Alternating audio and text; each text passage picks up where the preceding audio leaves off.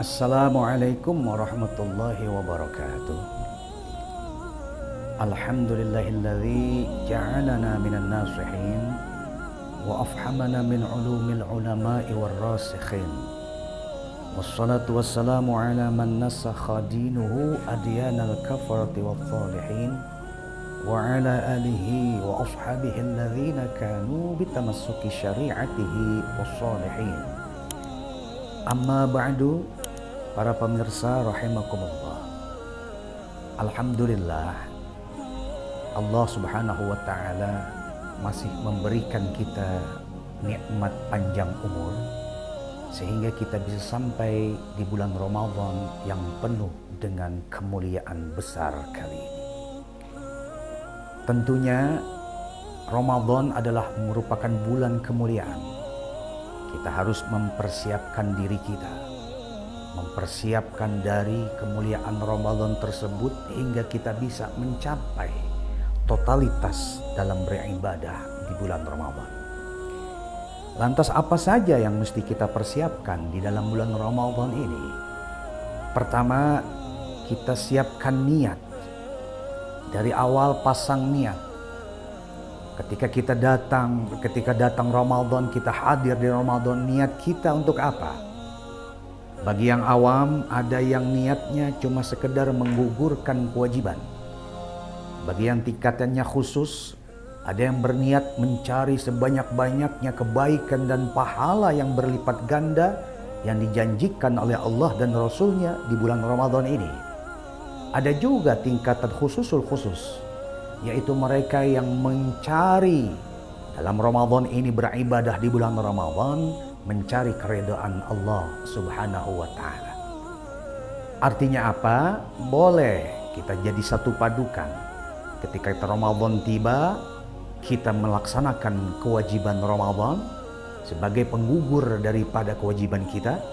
Kita juga bisa mencari sebanyak-banyaknya pahala dan kebaikan di bulan Ramadan. Dan terutama juga kita satu padankan, ketiga ini adalah mencari keridhaan daripada Allah Subhanahu wa taala. Begitu mulia dengan puasa Ramadan ini. Artinya apa? Artinya bukan cuma kita saja di Ramadan ini yang berpuasa di bulan Ramadan. Ada juga selain daripada kita umat Islam, saudara-saudara kita yang ikut-ikutan berpuasa juga di bulan Ramadan. Kenapa demikian? Karena lingkungannya sangat pendukung. Warung-warung banyak yang ditutup, orang-orang banyak yang nggak makan sembarangan. Akhirnya mereka pun juga ikut berpuasa di bulan Ramadan. Tapi jangan salah, niat mereka adalah untuk diet, sedangkan kita adalah ibadah. Nah, golongan orang-orang Islam yang berpuasa di bulan Ramadan pun ada beberapa macam golongannya. Pertama, ada yang kalau saya ibaratkan beribadah di bulan Ramadan, berpuasa di bulan Ramadan ini, ada yang model beduk. Simbol beduk, depannya rapat, belakangnya bolong. Artinya apa? Ada yang di awal-awal mereka puasa di bulan Ramadan. Sehari, 2 hari, 3 hari, seminggu. Lepas daripada Ramadan, kosong daripada nggak mau puasa, nggak mau puasa lagi. Karena awal-awal mereka puasa nggak enak sama mertua misalkan, nggak enak sama atasan misalkan. Yang kedua, model orang Islam yang kedua, ada yang model puasa modelnya pipa paralon. Itu kalau kita lihat pipa paralon, saudara, depannya bolong, belakangnya juga bolong. Ketika sampai panggilan Ramadan, mereka dari awal Ramadan sampai akhir gak berpuasa di bulan Ramadan. Model orang Islam seperti pipa. Yang ketiga, yang lebih baik ini, yang baik ini adalah orang yang model kaleng kerupuk. Rapet. Orang yang berpuasa model kaleng kerupuk, coba lihat simbol daripada kaleng kerupuk. Kaleng kerupuk, kalau kita isi kerupuk di dalamnya, kaleng tersebut ada lubang walaupun kecil, masuk udara, akhirnya kerupuk pun jadi alot kalau bahasa orang Tangsel. Inilah makanya Allah Subhanahu wa taala di dalam surat Al-Baqarah 183 memulai firman-Nya dengan menyebutkan ya ayyuhalladzina amanu, wahai orang-orang yang beriman. Dipanggil orang yang memiliki iman. Bukan ya ayyuhal muslimun, orang-orang Islam, tapi orang-orang yang berimanlah yang dipanggil. Untuk apa? Kutiba alaikumussyam, untuk melaksanakan puasa di bulan Ramadan. Maka dalam konsep dasar ilmu tauhid, kalau kita mau belajar ilmu tauhid, di sana konsep dasarnya disebutkan kullu mu'minin muslimun wala kullu muslimin mu'minun. Setiap ada orang yang beriman kepada Allah dan rukun iman yang keenam, sudah barang tentu pasti dia Islam. Tapi orang Islam belum tentu beriman. Artinya apa? Artinya kalau ada iman walaupun badannya kurus, pakai kering lagi, kurus kering, tapi kalau imannya besar di dada mereka, insya Allah puasa sebulan penuh. Tapi walaupun badannya gemuk, gagah, berani, seperti Mike Tyson misalkan, petinju internasional, petinju Amerika, tapi kalau nggak ada iman di dada mereka, nggak bakalan kuat untuk berpuasa di bulan Ramadan. Pasang niat. Niat adalah yang menentukan. Nabi katakan, Nabi SAW sabdakan, innamal a'malu binniyah. Segala sesuatu perbuatan dinilai dan dimulai daripada niatnya. Yang kedua adalah persiapan ilmu yang mesti kita siapkan di bulan Ramadan ini. Ilmu daripada hal-hal yang membatalkan puasa kita maupun pahala puasa kita. Ini sangat penting kita lakukan. Coba lihat, kalau orang tidak tahu ilmu puasa Ramadan, dia melaksanakan puasa Ramadan cuma sekedar menggugurkan kewajiban. Padahal man taqarraba, kata Nabi, hadis riwayat An-Nasa'i, man taqarraba fihi bi khuslatin minal khair kama kaman adda faridatan fi ma siwa wa man adda fihi faridah kana kaman adda sab'ina faridah fi ma siwa. Barang siapa yang melakukan amal kebaikan di bulan Ramadan, perlakuannya yang sunnah, maka dicatat sebagai amal wajib, dibalas sebagai amal pahala wajib. Dan barang siapa yang melakukan amal ibadah di bulan Ramadan, amal-amalan wajib, maka akan dibalas oleh Allah 70 kali, sab'ina faridah, sebagaimana di bulan Ramadan dibalas 70 kali daripada bulan-bulan selain Ramadan. Begitu besar kemuliaan Ramadan. Maka kita mesti tahu ilmu Ramadan. Kenapa demikian? Ramadan adalah kita dididik untuk menjadi orang yang sabar dan tahan uji.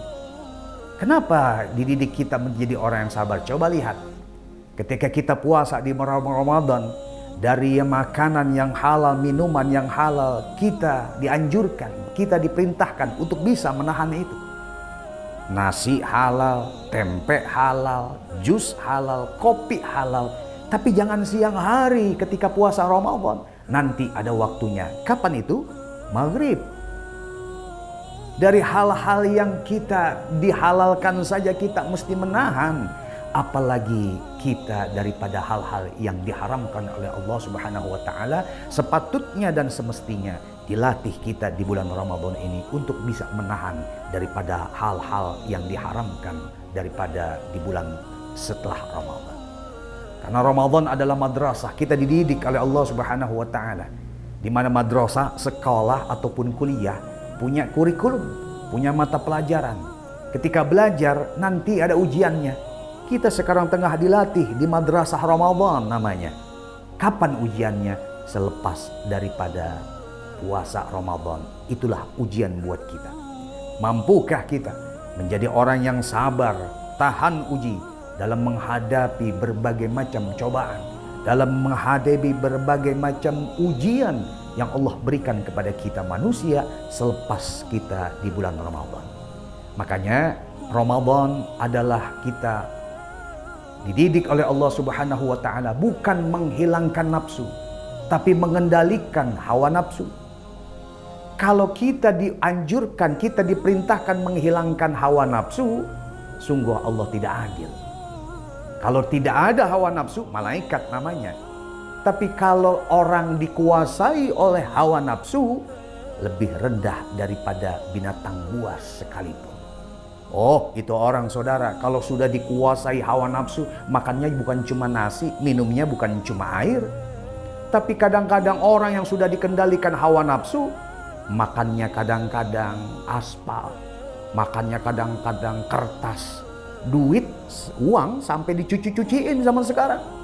Masya Allah, beginilah orang kalau sudah dikendalikan hawa nafsu, lebih buas daripada binatang buas. Harimau, hewan buas. Tapi saya belum pernah dengar yang namanya harimau saking laparnya, saking buasnya mencari roti untuk dia makan. Tetap makanan harimau adalah daging. Begitulah manusia kalau sudah dikendalikan oleh yang namanya hawa nafsu. Kedua, ilmu di bulan Ramadan mesti kita kuasai. Dan yang ketiga, yang terakhir, persiapan yang mesti kita peroleh, kita mesti siapkan di bulan Ramadan ini adalah tujuan. Tujuan kita berpuasa. Sebagaimana Allah Subhanahu wa taala di akhir ayat surat Al-Baqarah ayat 183. Allah firmankan la'allakum tattaqun. Supaya kita menjadi orang-orang yang bertakwa. Siapa sih orang yang bertakwa itu? Orang-orang yang senantiasa melaksanakan, mengerjakan perintah Allah dan menjauhi segala larangan-larangan Allah. Artinya apa? Artinya walaupun Ramadan nanti telah selesai, tapi puasa jangan pernah usai.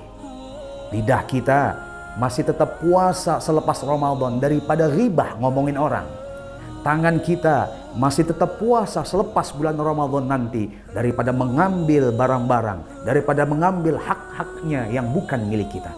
Kaki kita masih tetap bisa melangkah setelah Ramadan selesai, masih tetap melangkah ke arah-arah yang baik, bukan arah-arah yang sebaliknya tidak baik. Tetap kita puasa. Artinya bahwasanya walaupun Ramadan telah usai, namun puasa jangan selesai. Walaupun Ramadan usai, puasa jangan pernah selesai. Nah, makanya saudara, walaupun Ramadan nanti telah berakhir, yang namanya ibadah yang kita lakukan, tetap mesti kita. Ada yang namanya dalam agama dikatakan atharun fit ta'thiril akhlaqi khaimi biha. Ibadah harus punya dampak dalam membentuk kepribadian kita yang melaksanakan ibadah tersebut. Apa dampaknya? Kalau sholat tanha anil fahsya wal munkar. Ketika kita selesai sholat, dampaknya setelah sholat apa? Mencegah daripada perbuatan keji dan munkar. Begitupun dengan Ramadan. Apa dampaknya? Kita menjadi orang-orang yang bertakwa. Maka selepas Ramadan, kalau kita di Ramadan ini rajin baca Quran, lepas daripada Ramadan, Quran tidak lagi kita pegang, Quran tidak lagi kita baca, berarti latihan gagal. Begitupun dengan ketika Ramadan kita pandai menjaga lidah daripada hal-hal yang membatalkan pahala puasa kita, tapi selepas Ramadan kita tidak pandai lagi menjaga lidah kita, berarti latihan gagal. Maka dalam berbagai macam keadaan apapun, kita sebagai orang-orang yang bertakwa dituntut untuk memiliki ketakwaan kepada Allah. Siapakah orang yang bertakwa itu? Sekali lagi, orang-orang imtithalu awamirillah wajtinabu nawahi. Orang-orang yang senantiasa melaksanakan perintah Allah dan menjauhi segala larangan-larangan Allah. Satu syair yang pernah diciptakan oleh Ketua Umum Fahmi Tamami, ketua kami, Kiai Haji Roma Irama, dengan judul Takwa. Beliau pernah mensyairkan bahwasanya lagu tersebut bunyinya demikian. Yang miskin jangan bersedih dan jangan sesali diri. Yang kaya janganlah bangga, jangan membusungkan dada. Derajat manusia di sisi Tuhannya bukan karena hartanya.